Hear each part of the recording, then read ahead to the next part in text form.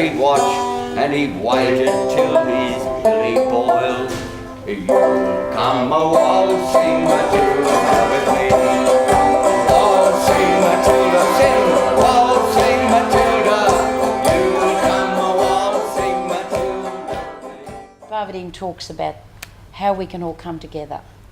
Not one lot, but all of us as a nation of Australians. And hopefully, I've been writing a daily diary for 50 years and advocating, fighting in the streets. I'm getting tired. And before my time, I'd like to see all of us coming together as Australians.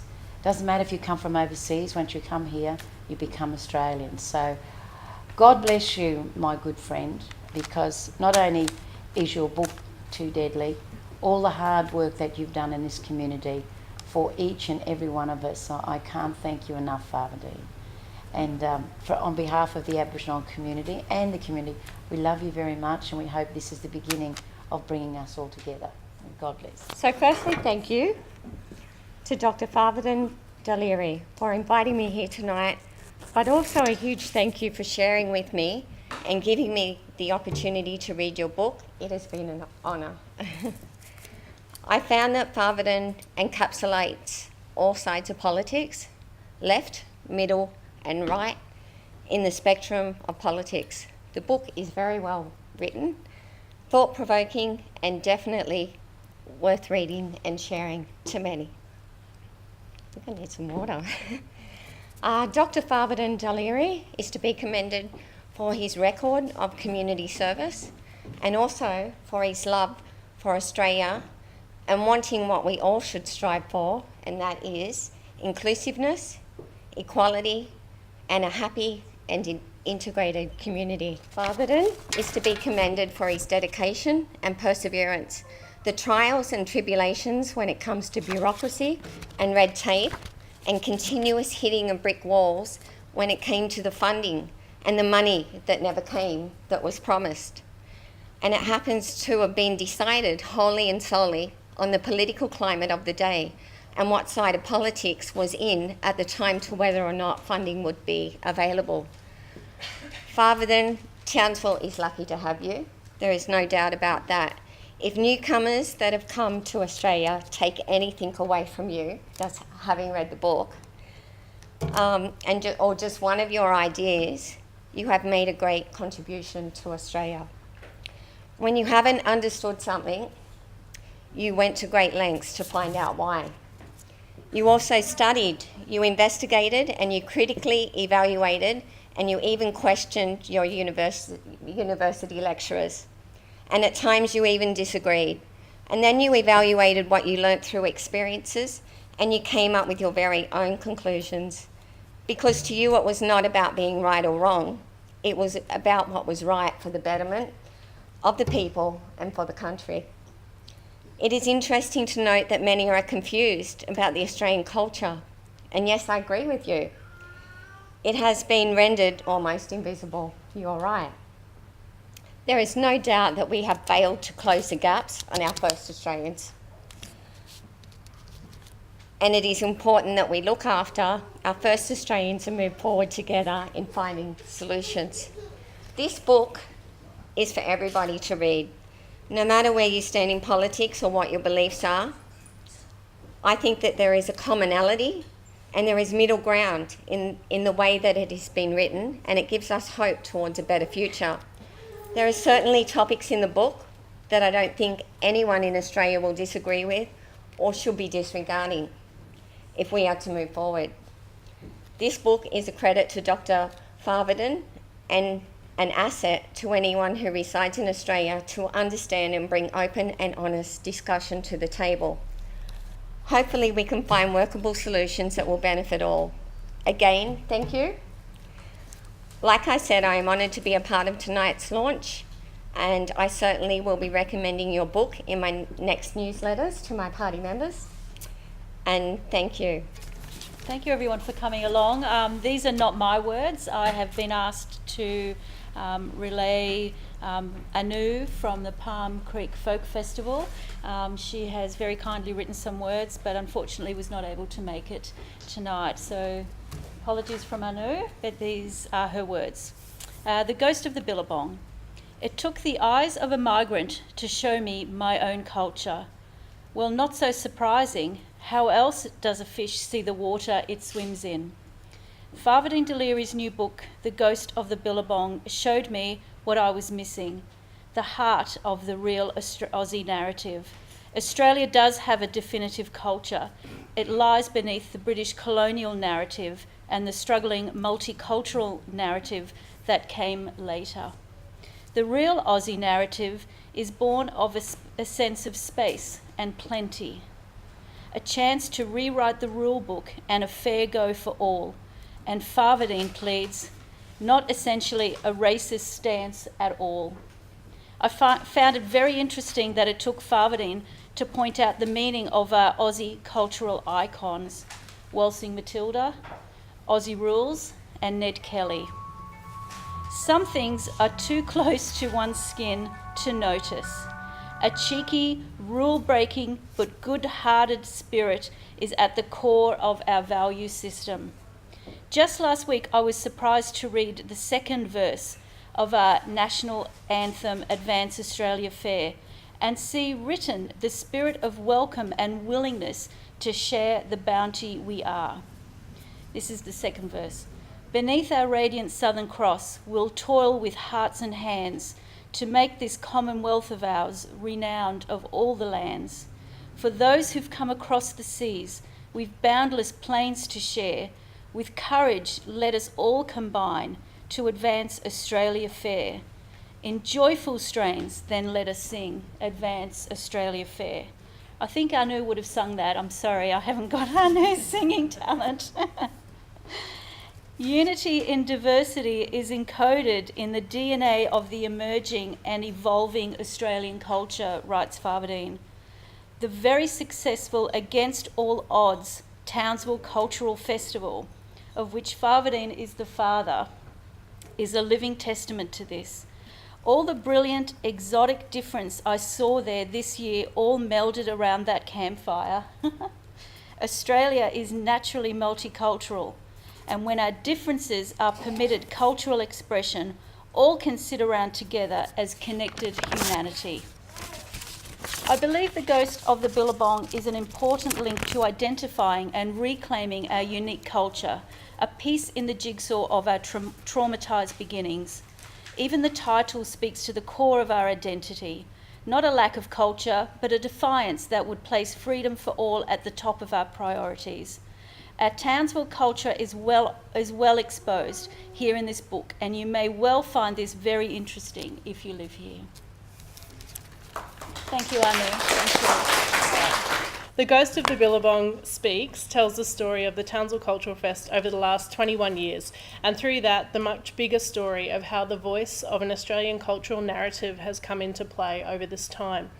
When the festival first came into being, I was 12 years old. I feel like I've literally grown up with the festival over the last 21 years, and I've had the privilege to be shaped and have my mind opened and have experienced and gained opportunities that have shaped me to be the person I am today. So the launch of this book in many ways is quite personal for me, as I know it is for all of you. Through the trials and tribulations in this book, Farvardin always believed that spirit, love and trust, I trust that good will prevail, always resulted in a successful outcome, and it did, and it does continue. The story in this book is one that is much more than just about the festival itself, but rather highlights some crucial insights into multiculturalism in Australia and trying to find truth and good in sometimes treacherous minefield of understanding. It also speaks of our need to have a new understanding about this issue and our potential to be further divided. However, I wanted to highlight something that wasn't written in the book. Something truly magical happened over that 21 years, and while the festival was promoting its catch cry of unity and diversity and showing Australia a beautiful glimpse of what is possible, the children that had grown up with the festival were listening. The children that the book references have now grown up and the next generation has arrived. Farvardin, both you and this wonderful community have fostered a new generation of leaders, a group of social activists, doctors, dancers, poets, lawyers, photographers, musicians, teachers, nurses, social workers, and many, many more that are the voice of the Australian cultural narrative that you so eloquently describe. The seed of love, compassion, and understanding was sown, and those values are deeply embedded within our psyche. The roots have spread much further than we could ever have imagined. I've mentioned to Farvardin before that I believe every Australian should own a copy of this book, and scrap that, every human should own a copy of this book. It's a beautiful beacon of hope and guidance. To finish, I would like to quote the great man himself. In Farvardin's words, let not your mind accept the current sad events as our defining features. Free your mind from all negative thoughts, stress, anxiety and fears, and allow your heart to glow from your next door neighbours to the people in war zones. Focus your mind on friendship and goodness, and I assure you that you will change the world around you. Thank you.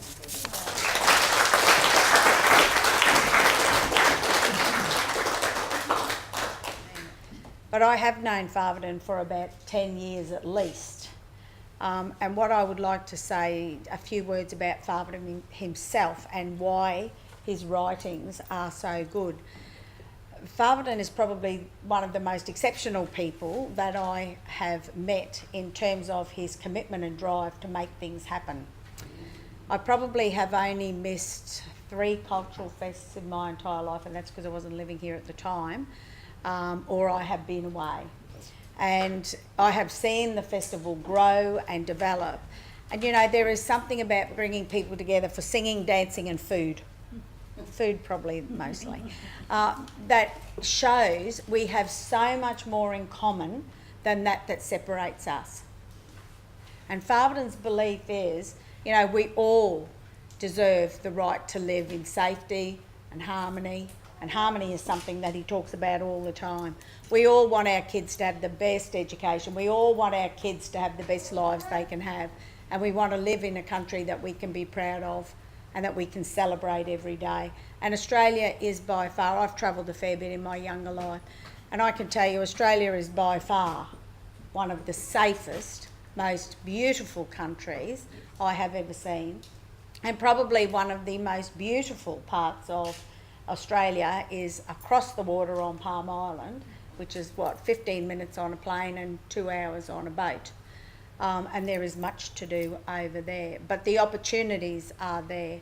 And I think for us to have someone in our community who deeply cares about people, who is not interested in who is right or who is wrong, but he is deeply interested in people having the opportunity to have an opinion and express that opinion, and he values people's opinions.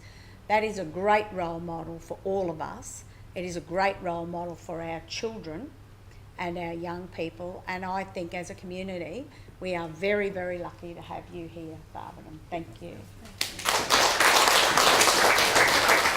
The Ghost of the Billabong Speaks by Farvardin. The book is a history of Townsville Culture Fest, seen through the eyes of the refugee who is very glad to call Australia home. It is this story of 22 years of Farvardin's life spent in a seeming impossible cause. Unity, peace, harmony, which he likes using the famous word harmony, among humanity. This has been a guiding light throughout his life, and he has found the perfect place to actually shine. And where is it? People, where is it? Where is this perfect place? Townsville it is. Townsville. Hey, it's electric, okay? So we're going to give a bit of a boost here. Farvardin uses an historical analysis to define what is Australia. For him, Australian culture is not about color of skin or racial origin, rather it is about our mindset and attitude towards each other. The cause of this message is that the ghost of the Billabong, the spirit of the Australian culture, wants us to know that only the recognition of a unifying and culturally inclusive narrative has the promise of strong and unified Australia. Farvardin, my hand is shaking, not because I'm a sick person, tablets. Farvardin argues that in contrast to many other countries where there is fear, hatred and murder, in Australia most people are prepared to be tolerant and wish migrants a fair go. It is so true. Australian people like to see everyone get a fair go. And the migrants, they give them a fair go. And sometimes we migrants, we want to take cover because whether they want to be nice to us, they really want to be nice to me or what's going on? You have that little doubt, but really they are fair income. He talks eloquently of Australian inclusivity, which is in the book, it's on page 134. Read that page, it's very interesting. It talks about multiculturalism, how it established itself and became what it is today, all right? But it started well before us migrants were more or less here, you know? It started a long time ago. And in the graciousness of the Aboriginal people, all right? The graciousness of Aboriginal people, right? In the backdrop of Aboriginal people, Australia. So, at the many instances in our history when we reached out to different sections of our society, such as the aged, the poor, Aborigines and Torres Strait Islanders, migrants and refugees. He is not a fan of different racial and ethnic groups shutting themselves away from the rest of the Australian population. Mate, I agree with you there. There's no such thing as division under the custodianship of life. The book describes the struggles and triumphs of the 22 years of the Cultural Fest in Townsville. You can give and take a little of them, Farvardin. This has been years of stress, strain, joy, and a lot of hard work. The book is a great monument to Farvardin's impact on Townsville and the way in which he see ourselves. My brother, God bless you. Thank you. Thank you.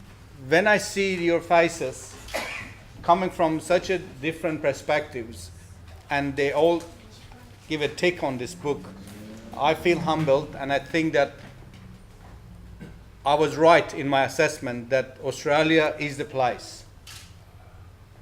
I'm not proud of the book because book is only small, tiny window to the immensity of what Australia is. So what is successful here is not me or the book, is actually the topic that I handled, meaning the common ground that Australia offers. In this book, I've passionately argued, you may disagree with me, I love you still, but my argument in this book is Australia and Australian culture is the only place which has a capacity to bring people together. And I have studied cultures, histories, and religions since I was a kid. I was the biggest denial of God for a long time because I couldn't believe anything which I couldn't touch. That's why I studied till I was touched. So, but when you talk about history of cultures and religions and countries, the only place in the world that I have seen the diversity of this sort reconciles itself into the humanity is Australian cultural framework. It's not just a place, it is a mindset which somehow magically is here. We are responding to it.